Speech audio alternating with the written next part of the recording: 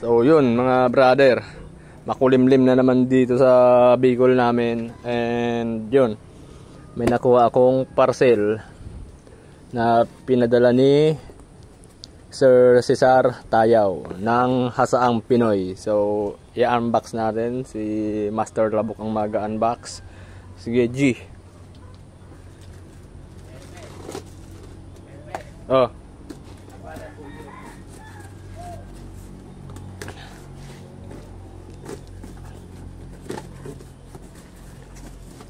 Yun mga brother, ang dami, ang medyo malalapad eh, ang lalapad.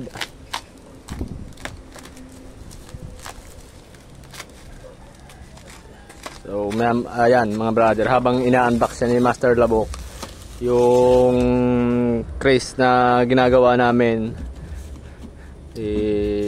pag-usapan natin maya maya. Aray ko, malalapad, malalapad siya. Tapos mga brother, mayroon na siyang kahoy na patungan. Malupit eh, no? Malupit. Meron na ako nito, yung yun, no? Yung maliit. Tapos ito, yan, Hasaang Pinoy mga brother, suportahan natin ito mga. Tapos meron pa siyang ano, patungan na kulay blue yan. Tapos ito, meron na rin tayo nito. And ito, meron na rin tayo nito. So malamang sa malamang mga brother, yung mga maliliit, itong mga maliliit mga brother, ipamigay na lang natin to lahat. Goods to. Ang tagal na nitong magkakaubusan. Ito kasi kay AJ Manalo na to. Ito kay Master Labok na rin to. So ito pamigay pa natin to sa mga mag-share ng live. Ay, ng live ng video.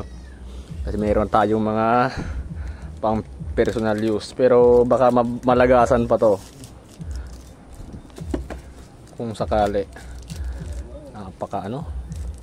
Napakaganda ng mga hasaan na to, kalidad.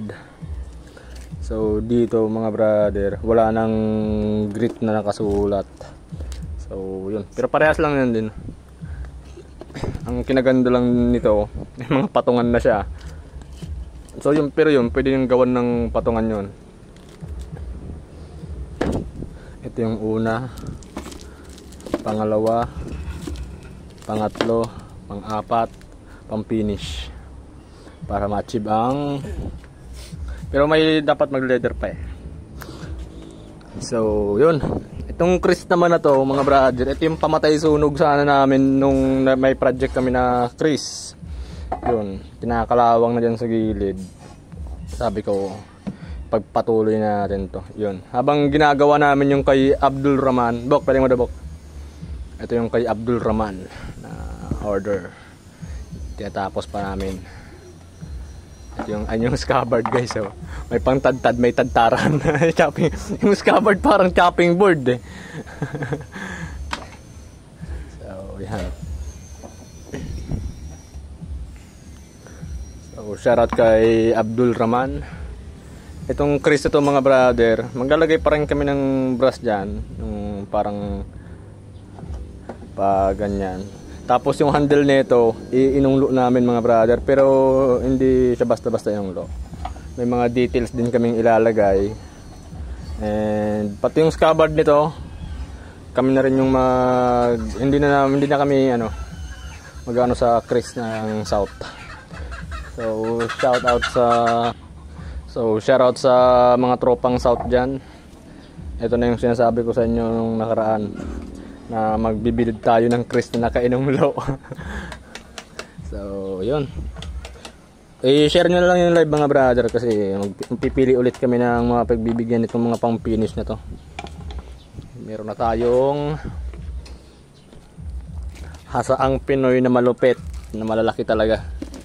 So hindi na kami gagawa nung patungan kasi mayroon na siyang patungan. So Cesar Tayaw ng Hasaang Pinoy, shoutout sa iyo sir. Gagawa namin to ng video pa soon. And yun, salamat mga brother.